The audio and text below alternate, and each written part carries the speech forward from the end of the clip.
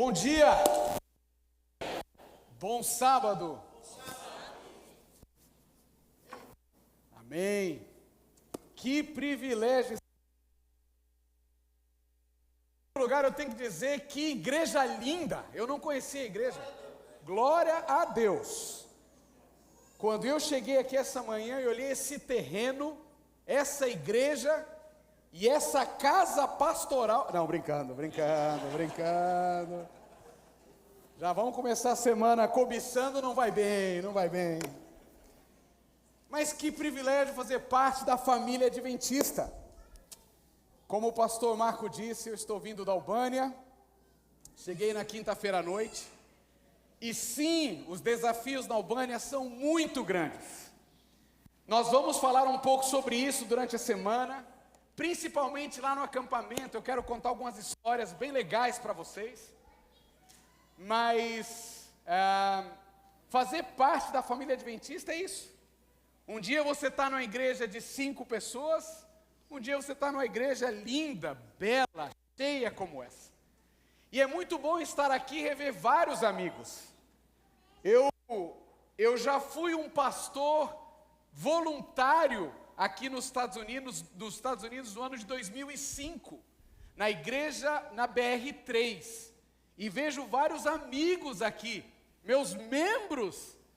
Eu coloquei lá no meu resumê, tá lá, igreja BR-3, pastor voluntário.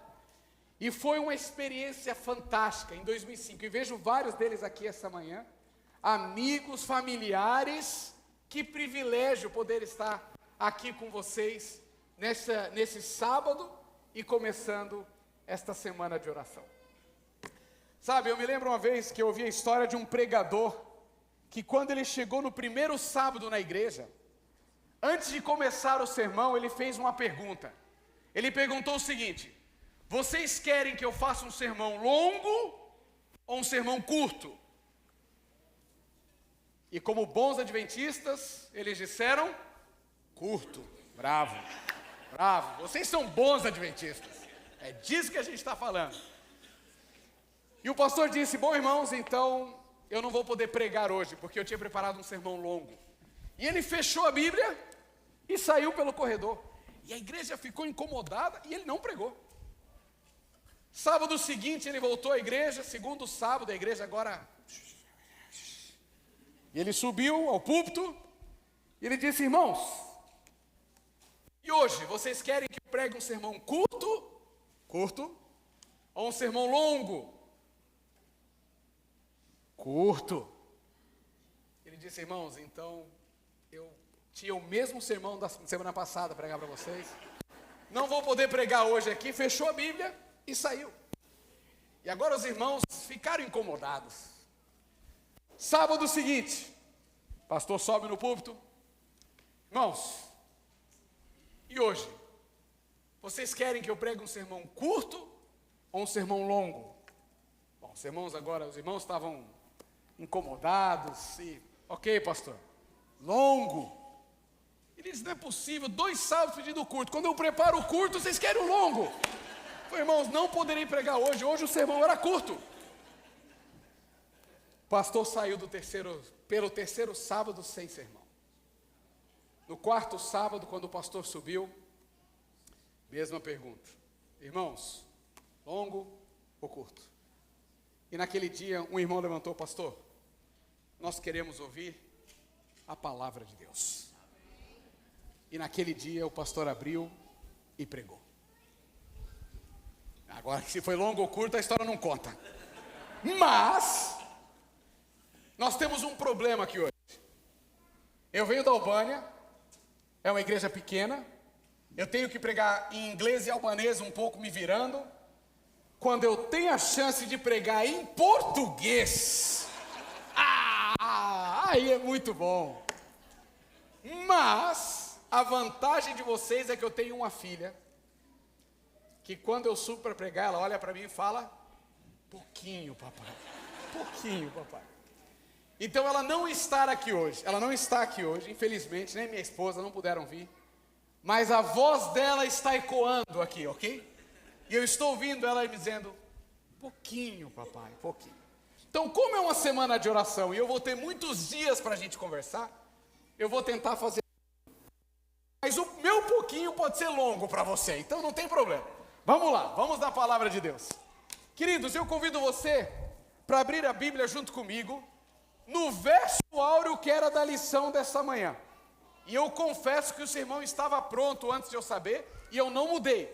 Então ficou lá. Se você puder abrir a sua Bíblia no livro de Marcos, eu vou tentar mexer aqui só para ver se fica. Ok. Na verdade é que nem precisa desse microfone, né, Dênio? Mas vamos. A ignorância de uma pessoa é muito séria. É para quem está assistindo na internet. Então eu quero saudar a você que está acompanhando pela internet esse culto, dizer que você também é muito bem-vindo e que de alguma forma, se Deus permitiu que você estivesse assistindo esse culto, que você também seja muito abençoado. Dito isso, vamos à Bíblia. Marcos capítulo 1, verso 14 e verso 15. E diz assim: depois que João foi, Jesus foi para a Galileia, proclamando as boas novas de Deus. Que boas novas eram essas? O tempo é chegado, dizia ele, e o reino de Deus está próximo. Arrependam-se e creiam nas boas novas. Segue o sermão. É que não dá para seguir o sermão, né? Vamos lá. Arrependam-se. Outra coisa. Arrependam-se e creiam no Evangelho. Creiam nas boas novas. Posso confessar uma coisa para você? Se não puder, eu vou confessar igual. Então, se você puder agir, vai ser melhor. Eu sou filho de pastor, cresci num lar adventista. Na falta de pastores, o meu irmão é pastor, os meus 2 tios de parte de mãe são pastores, as minhas 2 tias casaram com pastores, o meu primo é pastor, os primos da minha mãe têm pastor, parentes são pastores. Quando a gente reúne em casa é um concílio. É quase um biará lá em casa, viu, pastor? Pastor Elias Brasil. A gente discute os problemas da igreja inteiro, mas não resolve nenhum também. A gente só discute às vezes. Porque não é fácil, a gente sabe disso. Mas sabem, eu cresci nesse ambiente de igreja, ambiente saudável, um bom ambiente. Eu estava ouvindo o pastor Marco convidando vocês a trazerem os filhos. É isso mesmo. Quando eu era pequeno, a gente tinha que ir para a igreja. Era parte da nossa educação estar ali na igreja, sentado lá da minha mãe. Eu falava: mãe, mas eu não posso estar com os meus amigos. Ela: não. Então, vamos ficar aqui então. Não pode, não pode. Fazia parte. Eu estava assistindo o vídeo ali falando: olha, beber água, banheiro. Eu falava: mãe, quero beber água. Ela: não morre se esperar 30 minutos. Vai esperar aqui até acabar. Eu cresci nesse ambiente. Parece estranho, mas funcionou. Ainda estou aqui. E a gente participou disso. E olha, eu não vou dizer que eu sou santo. Às vezes até acho que sou, mas não posso dizer isso. Mas quando eu leio um texto como esse, Jesus dizendo: se arrependam. Às vezes, quando eu vou orar, e eu vou na parte do me arrepender, às vezes eu fico assim: eu vou me arrepender do que será que eu vou me arrepender? E às vezes, quando a gente fala de se arrepender, a gente busca alguns pecados que a gente comete, algumas coisas práticas, né? E às vezes a gente lista aquelas coisas assim: bom, fumar não fumo, nunca fumei, beber não bebo, não faço, não gosto, não faço. Parece às vezes que a gente nem é tão ruim assim. No fundo, parece até que a gente dependendo com quem compara, a gente é até excelente cristãos. Às vezes é só comparar, está comparando com a pessoa errada.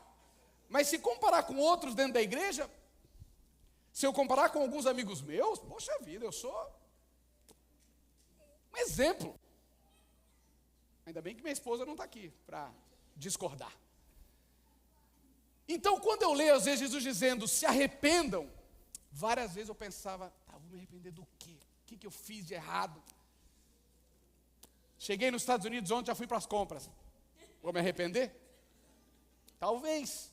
No final do dia eu estava arrependido, confesso. Que era o primeiro dia, confesso. Bom, o interessante é que nesse contexto, a próxima história da Bíblia é Jesus chamando os discípulos. Parece que não faz nenhum sentido. Jesus diz, se arrependam. Aí olha a próxima história. Vamos dar sequência no texto?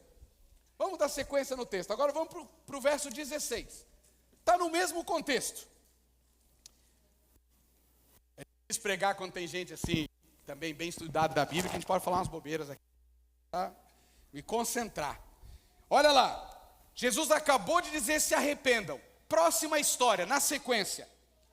Andando à beira do mar da Galileia, Jesus viu Simão e seu irmão André lançando redes ao mar, pois eram pescadores. E disse Jesus, sigam-me, e eu os farei pescadores de homens. No mesmo instante, eles deixaram as suas redes e o seguiram. Indo um pouco mais adiante, ele viu num barco Tiago, filho de Zebedeu, e João, seu irmão, preparando as suas redes. E logo o chamou, e eles o seguiram, deixando seu pai, Zebedeu, com os empregados no barco. Até aqui. Olha que interessante. Marco começa dizendo, Jesus veio, e o convite de Jesus era, se arrependam e creiam no Evangelho, creiam nas boas novas. E na sequência, apresenta Jesus chamando os seus discípulos. E aparentemente, quando Marcos descreve, não foi Marco, foi Marcos, descreve essa parte da história, é impressionante a resposta dos discípulos diante ao convite de Jesus. Porque Marcos diz o quê? Eles deixaram tudo e seguiram Jesus. Eles abandonaram o trabalho, abandonaram a carreira, abandonaram o barco, abandonaram a família, eles deixaram tudo e seguiram Jesus. E a minha pergunta, gente, esse vaso aqui, ele vai cair. Você já derrubou e eu vou derrubar daqui a pouco. Vamos tentar deixar aqui bonito. Mas vamos tirar então, vamos tirar. Peço perdão aí para a equipe de decoração, mas visando evitar uma tragédia na câmera. Então o que acontece? Jesus faz um convite para os discípulos e eles imediatamente aceitam. Vamos ser sinceros. Lendo a história, é de ficar impressionado. É de ficar impressionado. Não, esses homens devem ser sensacionais. Porque eles têm uma carreira de pescadores e eles deixaram tudo para seguir Jesus. Você pode falar assim, você deixou tudo para ir para a Albânia. Não foi tão rápido como os discípulos aceitaram esse chamado. Eu precisei de um tempo. A Bíblia diz que imediatamente eles foram. Ok, o que é a primeira parte que nós falamos sobre se arrependam? O que tem a ver com os discípulos? Bom, eu estava lendo um pouco sobre essa história no Espírito de Profecia. E deixa eu chamar a atenção para você então, quem eram esses homens que aceitaram o convite de uma forma tão rápida e direta? Olha só que interessante. Veja o que Ellen White diz. Para a tarefa de levar avante a sua obra, Cristo não escolheu os doutos ou eloquentes do sinédrio judaico ou do poder de Roma. Quem ele escolheu? O mestre por excelência, você pode ler comigo? Escolheu homens humildes e iletrados para proclamarem as verdades que deviam abalar o mundo. Eu não sei se você entendeu o que você acabou de ler. Missão de Jesus. Final ali, qual era a missão dele? Abalar o mundo. Currículos para abalar o mundo. Homens humildes e iletrados. Alguma coisa está errada aqui. Para abalar o mundo, escolher esse tipo de gente. Eu não sei se você passa às vezes o que eu passo, como brasileiro morando num lugar, numa terra estranha. Para alguns nem é estranha mais a terra, alguns já estão mais estranhos o Brasil do que aqui já, né? Mas Normalmente, por onde eu vou, o pessoal fala assim, mas você é de onde? Eu falo, Brasil. Normalmente eles associam a gente com duas coisas. Aqui. Futebol e samba. E eles acham, estou correndo aqui. E eles acham que falou brasileiro tem que saber sambar e saber jogar bola. Bom, obviamente saber sambar dá na cara que não vai. E aí fala assim, brasileiro, Neymar. Aí falou assim, qual que é o seu nome? Eu falei, Delmar. E é impressionante, se eu estou num lugar pela primeira vez e vai ter futebol, todo mundo, o brasileiro. Aí eu falei, gente, minha carreira acabou, nunca tive. Olha, eu não sei vocês, no Brasil a gente tinha uma forma de escolher para fazer o esporte. Os dois melhores se juntavam para o ímpar e escolhe o time. Eu não sei quem era você na linha da escalação, mas eu estava lá atrás. Eu era aquele que começava, eu já estava aqui, aquecendo. Quem normalmente começa aquecendo não escolhe. Isso quer impressionar. Eu estava ali, aquecendo. E começava, não sei quem, eu aqui. Aquecendo. Não sei quem, e não sei o quem. Eu falei, opa. E eu contando, 3, 4. No salão era mais difícil, quando eu era mais garantido que eu jogava. No salão, eu era um dos últimos a ser escolhido. Um dos últimos. E por aí, quando as pessoas me escolhem a primeira vez, porque acham que eu sou brasileiro, na segunda eu já vou lá para o final da fila de novo e fica lá. Aí eu descobri um detalhe, descobri um segredo. E vou aqui, onde estão os... Não vou constranger ninguém. Eu ia falar onde estão os pernas de pau, não vou constranger ninguém. Mas você que sabe que talvez esse não foi o seu dom, o seu talento. Eu descobri um segredo. Eu descobri que tem um lugar no campo que ninguém gosta de jogar. Olha aí, você já sabia o segredo. Gol. Ninguém gosta. Aí eu descobri o seguinte, se você aceitar jogar no gol, a probabilidade de ser o primeiro escolhido é grande, mas não pode trocar, tem que ficar lá. E chegou uma época da minha carreira, que eu falei, para minha autoestima eu vou ter que ser goleiro. Só para poder ser escolhido, pelo menos por um tempo, entre os primeiros. Bom, eu passei a ser chamado entre os primeiros da fila, porque aceitava ir no gol, mas não em nenhum momento fui chamado por causa dos meus talentos. Em nenhum momento eu fui chamado porque era um excelente goleiro ou porque era um excelente jogador. Simplesmente porque para aquela situação era conveniente que eu estivesse como parte daquele time. Deixa eu dizer uma coisa para você. Jesus chama os discípulos, mas em nenhum momento ele chamou os discípulos porque eles eram os melhores, porque eles eram os mais preparados, mas porque era conveniente, por um plano de Jesus, chamar aqueles homens. Se você quiser mais detalhes, desculpa, viu, Dênio? E desculpa quem está assistindo aí na internet, esse barulho. Mas, se você quiser mais alguns detalhes, olha que interessante. Além de humildes e letrados, veja como Ellen White descreve os discípulos. Quantos deles? Quantos? Todos. Todos os discípulos tinham o quê? Sérias falhas de caráter. Você tem falhas de caráter e você tem sérias falhas de caráter. Ellen White diz, eram humildes e letrados e todos, não é só Judas, todos tinham sérias falhas de caráter. E Jesus chamou eles para fazer o quê? Lembra lá do primeiro negócio? Opa, eu já me perdi aqui. Para quê? Para abalar o mundo, ele chamou homens humildes e letrados com sérias falhas de caráter. Agora eu já começo a entender porque um dia a igreja me chamou para ser missionário. Porque eu estou parecido com esses daí. Essa é a verdade. Essa é a triste realidade. Vamos continuar.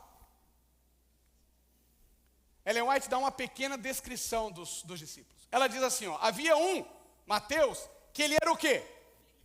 Publicano. Se você não lembra o que é publicano, eu quero te lembrar que publicano era Zaqueu. Publicano, ele trabalhava para Roma. E o trabalho dele era arrecadar impostos.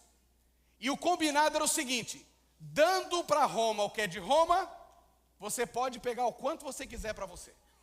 É isso aí, é isso, por isso que Zaqueu era famoso, por pegar dinheiro. E agora, além do publicano, fama boa não tinha. Era considerado, inclusive, traidor da pátria. O segundo era Simão. O que ele fazia? Zelote. Sabe o que era o zelote? Inimigo de Roma. Publicano, amigo dos romanos. Zelote, inimigos dos romanos. Agora Jesus falou assim, eu quero um publicano zelote, põe aqui junto. Meu amigo, é botar um republicano e democrata. É botar um de esquerda e um de direita. É botar um corintiano e... Corintiano faz mais difícil.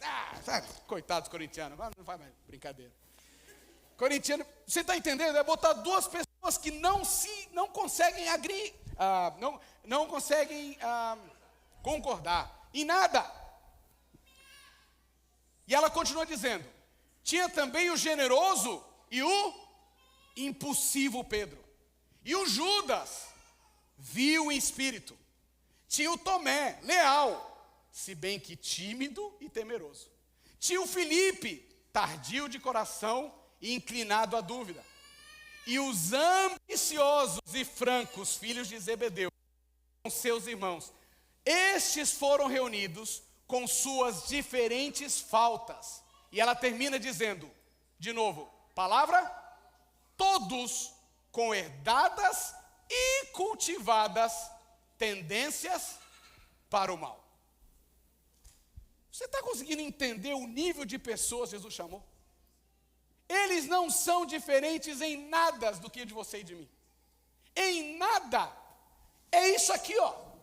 Esse era o grupo que Jesus escolheu para abalar o mundo. Esse era o grupo que ele escolheu para que o seu evangelho fosse pregado a toda tribo, língua e povo ao redor do mundo. E você se pergunta, que estratégia é essa? Qual é a ideia por trás disso? Lembra do texto que a gente leu? Arrependam-se e creiam no evangelho. É interessante que a história começa mostrando os discípulos crendo na palavra de Jesus. Ele chamou e eles foram. Agora, o resto da vida deles é mostrando se eles seguiram a próxima parte. Se arrepender. E a palavra arrependimento, você sabe, significa mudar de ideia, mudar de direção, mudar a mente, mudar o seu comportamento. Jesus disse, não basta crer. Crer é parte, você creia no evangelho, o evangelho é Jesus, crer é parte, mas o verdadeiro evangelho precisa causar uma mudança. E eu te pergunto, se arrepender do quê? Ah, mas eu não fumo, eu não bebo, eu não faço, eu não vou, eu não tiro, eu não pego o que não é meu, não roubo, eu estou na igreja todo sábado, eu vou me arrepender do quê? Você viu a descrição dos discípulos? Estava falando se eles iam na igreja sábado? Estava falando? Não. Estava falando se eles comiam alguma coisa ou outra coisa? Era isso o ponto? Não. De que pecados Ellen White vai nos mostrando? O caráter. O caráter. E meus queridos amigos, Ellen White tem um momento que ela dá uma descrição intensa de João. João é conhecido pelo autor de Apocalipse, João é conhecido pelo discípulo amado, mas olha como ela descreve João. Ela diz assim, ó, João não possuía por índole a amabilidade de caráter que a sua experiência posterior revelou. Ele tinha por natureza, já estava lá no coração dele, era natural, era fácil, era normal, graves defeitos. Não somente, aí ela começa a lista. Olha o que João era. Número 1, orgulhoso. Número 2, presumido. Número 3, ambicioso de honras. Mas ele também era impetuoso, vingativo quando injuriado. E ele e seu irmão eram chamados filhos. Nunca vi alguém ter apelido Trovão e ser bonzinho. Nunca vi. Conheço gente que é trovão, mas nunca vi gente que é doce com esse apelido. Tem uma razão para a gente ganhar apelido e você sabe disso. Os apelidos falam muito da gente, de uma forma engraçada, mas as pessoas dizem muitas vezes o que elas pensam de nós através dos apelidos. Olha só, ela continua: o mau gênio, o desejo de vingança e o espírito de crítica. Tudo isso se encontrava no discípulo amado. Meu Pai, que descrição de um discípulo amado. Que descrição do autor de Apocalipse. É isso aí, ó. Este é o discípulo que Jesus escolheu. Graves defeitos. Para quê? Para que Jesus chamou essas pessoas? Para que arriscar uma missão chamando esse tipo de gente? E Ellen White diz: Deus poderia haver realizado o seu desígnio de salvar pecadores sem o nosso auxílio. Mas a fim de desenvolvermos um caráter semelhante ao de Cristo, é-nos preciso partilhar da sua obra. Para que Jesus chama você?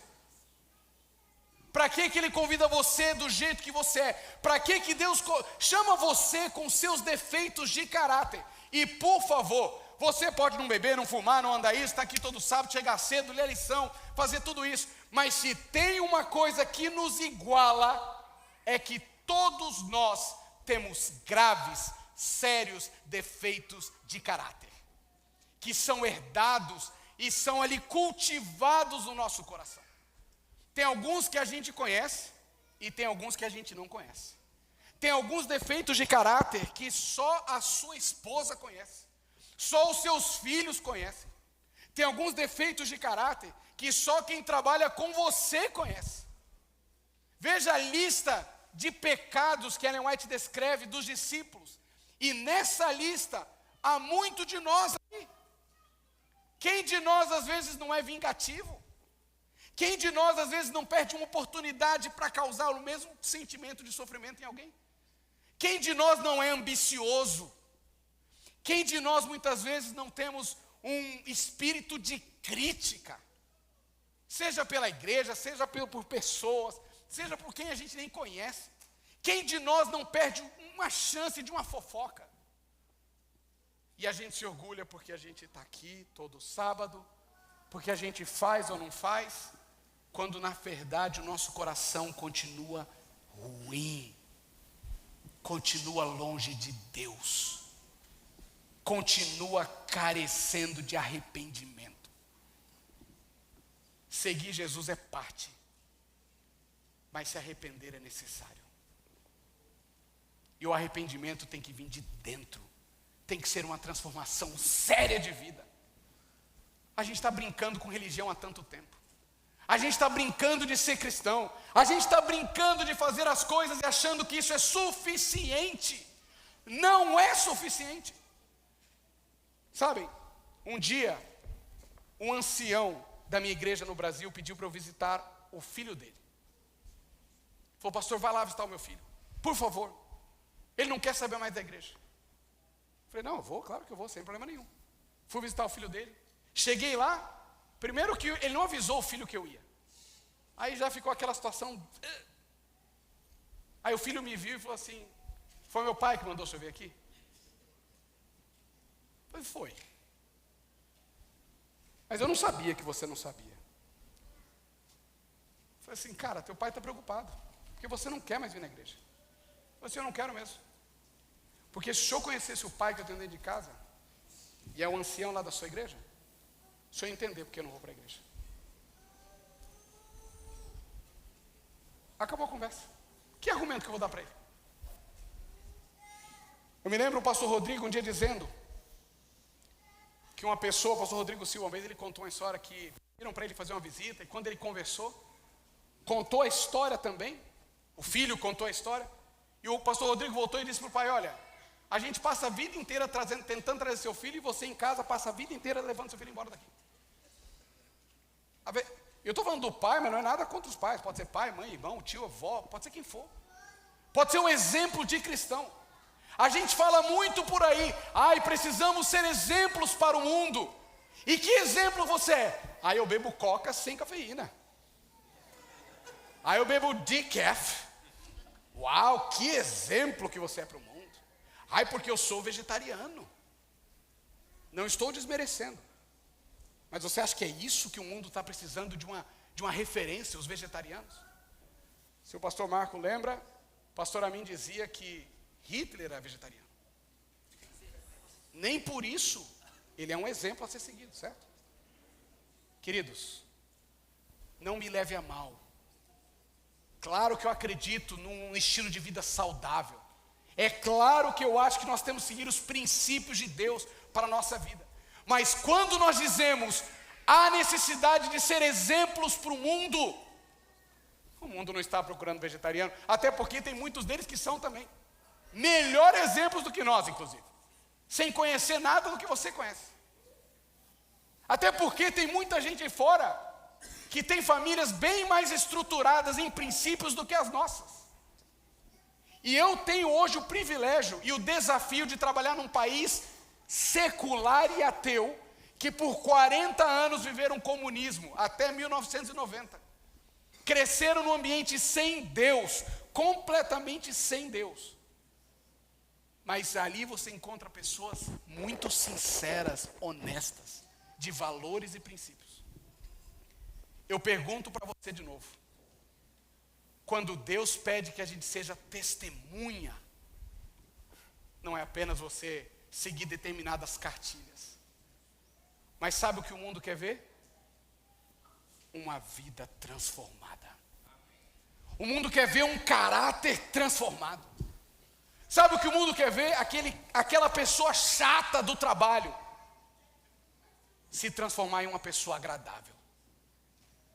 Aquele pai grosso, aquela mãe grossa, se transformar numa pessoa humilde, gentil. Isso, Ellen White diz que uma vida transformada, ela sim traz muitas pessoas, atrai muitos para o reino de Deus. Mas a gente se preocupa apenas com a aparência externa e esquece de limpar o coração, transformar o nosso caráter. E vou dizer para você, a aparência externa é fácil, mas mudar esse caráter aqui dentro, esse é difícil. Como é que mudou a vida de João? Como é que mudou a vida de João? Olha o que Ellen White diz. Jesus reprovava seus discípulos, advertia-os e avisava-os. Deixa eu dizer uma coisa para você, você tem que ser humilde, meu amigo. Você tem que ser humilde, minha amiga. Tem horas que o pastor, tem hora que o seu líder, ele tem que reprovar você. Assim como um pai reprova os filhos, os líderes espirituais, o ancião, eles às vezes precisam nos avisar, precisam mostrar os nossos erros, e a gente tem que ser humilde para aceitar. E olha o que João fazia. Mas João e seus irmãos não deixavam Jesus. Eles preferiam ficar com Jesus, apesar das reprovações. Eu acho interessante, na igreja assim, tem gente que está aqui dentro. É tranqueira, é pedra em sapato. Aí às vezes a gente como igreja precisa chamar um pouco a atenção. Me ofendi, vou sair por essa porta. Meu amigo, a gente está junto. Eu não sou santo, você não é santo, a gente está junto nesse processo. E João recebia as críticas, recebia a advertência, mas João entendia o seguinte: é melhor ficar aqui. É melhor ficar com Jesus. E olha que frase linda que Ellen White diz. O Salvador, não, lê comigo, porque isso aqui é muito lindo.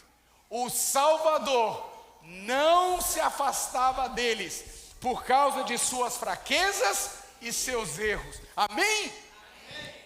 Volta, aqui. Que coisa linda! Jesus conhecia o pior daqueles homens. Jesus sabia tudo que aqueles homens não eram. E Jesus não se afastava deles por causa das suas fraquezas e dos seus erros. Que privilégio nós temos de servir a um Deus que não se afasta de nós quando nós somos fracos, quando nós erramos. Ele não se afasta de nós. E o que mudou a vida de João? Ellen White diz: continuaram até o fim, partilhar-lhe as provações e aprender as lições da vida de Jesus. E ela termina dizendo o quê? Contemplando a Cristo. O que mudou? O caráter mudou. Contemplando a Cristo todos os dias, nas fases boas, nas fases difíceis, contemplando a Cristo, é que o caráter vai ser transformado. Igreja não transforma caráter. Pastor não transforma caráter. Nada pode transformar um caráter, a não ser quando nós contemplamos a Cristo. Sabe por que Jesus escolheu aqueles homens? Porque Ele queria que aqueles homens vivessem com Cristo, com o Messias, com o Salvador. E convivendo com Jesus, aqueles homens iam tendo a vida transformada. Gente, é isso. É isso. Sabe o que falta hoje nas nossas igrejas? Não são prédios bonitos. Vocês têm um lindo prédio. Sabe o que falta hoje nas igrejas? Não é um louvor bonito. Nós temos tido músicos, é tecnologia. Sabe o que falta hoje como igreja? E quando eu digo igreja, não estou falando dessa, falando como instituto, como pessoas. Não é nem instituição, é como pessoas. Sabe o que falta hoje? Mais tempo contemplando a Cristo. Mais tempo contemplando a Cristo. A gente não é mudado quando a gente pega uma Bíblia e lê aqui, ó. A gente pode até dar check no nosso ano bíblico. Check. Mas a gente é mudado, transformado, quando a gente chega aos pés de Cristo e fala: Senhor, meu coração é ruim. Senhor, eu sou difícil. Senhor, há tantos anos eu luto comigo mesmo e não consigo. E Ele vai dizer: eu não me afasto de você. Eu sei quem você é. Vamos continuar junto essa jornada. Vamos caminhar junto. Todos os dias. Um pouquinho a cada dia. No livro Caminho a Cristo, Ellen White fala que essa mudança de caráter, a transformação, a santificação, é um processo de toda a vida. É de toda a vida. Não muda da noite para o dia. Jesus muda a água para vinho. Mas o caráter, para ser mudado, para ser transformado, precisa ser todos os dias. Queridos, me travou aqui? Ok. Eu quero terminar levando você a essa reflexão. Um caráter semelhante ao caráter de Cristo é a evidência que precisamos apresentar de que Deus enviou o seu Filho ao mundo. E os que professam ser cristãos, olha que forte, e os que professam ser cristãos, mas não fazem como Cristo faria se estivesse em seu lugar, ofendem grandemente a causa de Deus. Um caráter semelhante ao de Cristo é a verdadeira evidência de que o sacrifício de Jesus não foi em vão. Um caráter semelhante ao de Cristo. E os que professam ser cristãos, mas não possuem esse caráter, ou não buscam esse caráter, ofendem grandemente a causa de Deus. Minha pergunta para você nessa manhã: tem você ofendido a causa de Deus? Tem a sua vida sido uma ofensa? Tem o seu lar tem sido uma ofensa à causa de Deus? Ou tem você diariamente lutado, como Davi, se ajoelhado e dizendo: Senhor, cria em mim um coração puro, renova em mim um espírito inabalável. Senhor, transforma esse homem, essa mulher, numa pessoa semelhante a Jesus. Vamos parar de brincar de ser cristão. Vamos parar de brincar de ser igreja. Vamos levar isso a sério. Porque o nosso grande conflito, Ellen White diz no Conselho sobre Mordomia, o nosso grande conflito é contra quem? É contra quem? O grande conflito é contra o eu não consagrado. É contra um caráter que não é transformado. Esse é o grande conflito que nós temos como seres humanos. A batalha de transformar esse coração aí dentro é difícil. A batalha de transformar esse homem, essa mulher, esse jovem, essa criança, essa batalha não é fácil. Mas Jesus disse: o reino de Deus chegou. Você não vai fazer isso sozinho. Eu não vou abandonar você. O reino de Deus está aqui. Você só precisa se arrepender. Você só precisa reconhecer. E creia. E cada dia, dia a dia, eu vou transformando o seu caráter à semelhança de Cristo. O reino de Deus veio a esse mundo para que a gente fosse mais parecido com o rei. Não é bonito isso? O reino de Deus veio a esse mundo para que a gente fosse mais parecido com o rei. Imagina se a gente fosse, todos nós, mais parecidos com Jesus. Imagina se eu fosse um pai mais parecido com Jesus para minha filha. Imagina se eu fosse um pastor mais parecido como Jesus para minha igreja. Imagina se você fosse mais parecido com Jesus para o seu trabalho. E só tem um jeito de você ser mais semelhante a Jesus. É se o seu caráter for transformado. Não é atitude, não é apenas algo externo, é algo interno. Tem que mudar de dentro. Eu quero terminar essa manhã fazendo um convite à oração. Não é semana de oração? E se a gente orasse essa manhã? Para que finalmente a gente permita que o Senhor faça a mudança do nosso caráter. E se a gente orasse nessa manhã, e não importa quem você é, não importa se está aqui há 25 anos, parabéns inclusive à igreja por 25 anos, ou se você chegou esse sábado pela primeira vez, não faz a menor diferença. A pergunta é: será que não está na hora de transformar aquelas partes desse caráter que você tem resistido? É mais fácil mudar uma roupa do que o caráter. É mais fácil mudar um hábito alimentar do que o caráter. O caráter é difícil. E a gente não quer mudar o caráter, porque mudar o caráter é realmente abandonar o pecado. E a gente gosta. A gente gosta. Então a gente prefere abandonar algumas coisas, mas fica com outras. Mas se nessa manhã a gente verdadeiramente tomasse um desejo: Senhor, essa semana vai ser a semana de orar, e eu vou começar uma jornada de verdade para ter o meu caráter transformado. Você aceitaria aceitar esse desafio comigo? Se eu soubesse, tia, que a senhora está aqui, eu tinha pedido mais semelhante a Jesus. A igreja canta. Tem um inário? Com a música? Ela está no inário novo, não está? Ah, mas não vai ter a letra. Vai ter a letra do mais semelhante a Jesus? Então eu vou mudar, pastor Marcos. Posso mudar? Também eu estou de convidado aqui, também posso fazer o que eu quiser também, né? Eu sou visita. Se eu estivesse na minha igreja, eu não ia deixar, mas não.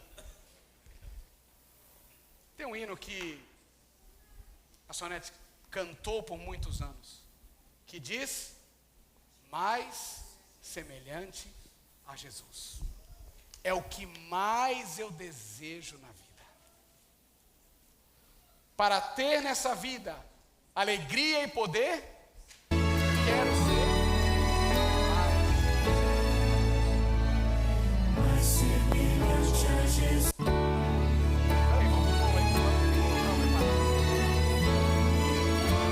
Mas vamos ter a letra?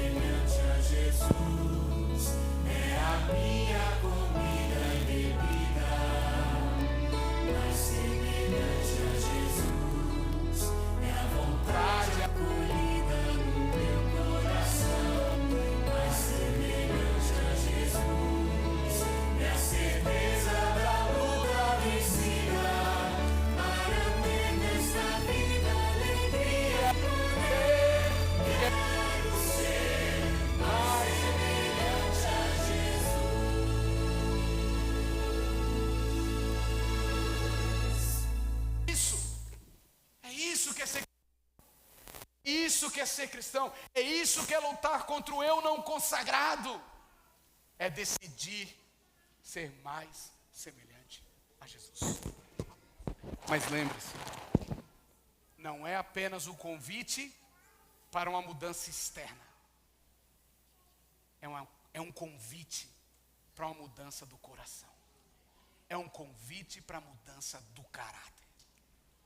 E eis a guerra que nós vamos lutar até Jesus voltar.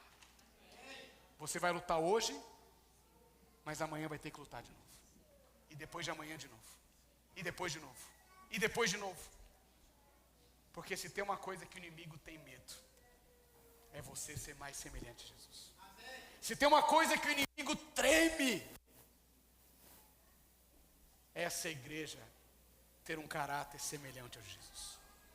Porque o dia que isso acontecer, meu amigo, vai precisar aumentar essa igreja aqui. Vai precisar de outro espaço. Vai ter que reunir aí atrás no barn, aqui atrás. Aqui, ó. Porque o dia que a gente for mais semelhante a Jesus, o mundo vai conhecer esse Deus maravilhoso. Amém. Vamos orar? Vamos pedir para essa mudança de caráter começar agora? Sim. Vamos orar. Querido Deus, que bom saber que o Senhor, quando convidou, chamou pessoas, fez um chamado em comum, chamou letradas, humildes, chamou homens e mulheres com de caráter, chamou homens e mulheres que tinham tendência para o mal, e em nenhum momento o Senhor se afastou dessas pessoas. E com a sua vida, com o seu exemplo, essas pessoas foram sendo transformadas. Nós vimos aqui a história de João. Quantos defeitos, bem parecidos com o nosso, na verdade. E no final, como ele mesmo disse, eu sou um discípulo a quem Jesus amava. Como é que um caráter, como é que uma pessoa resiste ao amor de Jesus? Não tem como. Mas o pior é que nós temos o exemplo de Judas, que conviveu com Jesus, que estava lá, que ouviu as mesmas histórias, mas não se permitiu ter a vida transformada. Senhor, talvez é melhor sermos como João, reconhecer os nossos defeitos, mas diariamente sermos transformados por Ti, do que sermos como Judas, a aparência de santidade, a aparência de um grande exemplo, um grande cristão, e no fim, estamos traindo o Teu amor, o Teu sacrifício por nós. Por favor, Senhor, aqui está a Tua igreja, aqui estão os Teus filhos, começando por mim. Senhor, a nossa oração nessa manhã, como o primeiro pedido dessa semana, é transforma o nosso caráter. Muda, Senhor. Nos dá um novo coração, nos dá um espírito reto, que sejamos pais melhores, filhos melhores, trabalhadores melhores, cristãos melhores, que sejamos mais semelhantes a Jesus. Obrigado, Senhor, porque a despeito de quem somos, o Senhor não se afasta de nós. E oramos em nome de Jesus. Amém. Eu convido você nessa semana a ir comigo nessa jornada, conhecendo mais a Jesus e tendo a vida transformada, o caráter transformado. Nos vemos amanhã às 7h30. Amém. Som. Delmar, pastor Delmar. Delmar. Não tem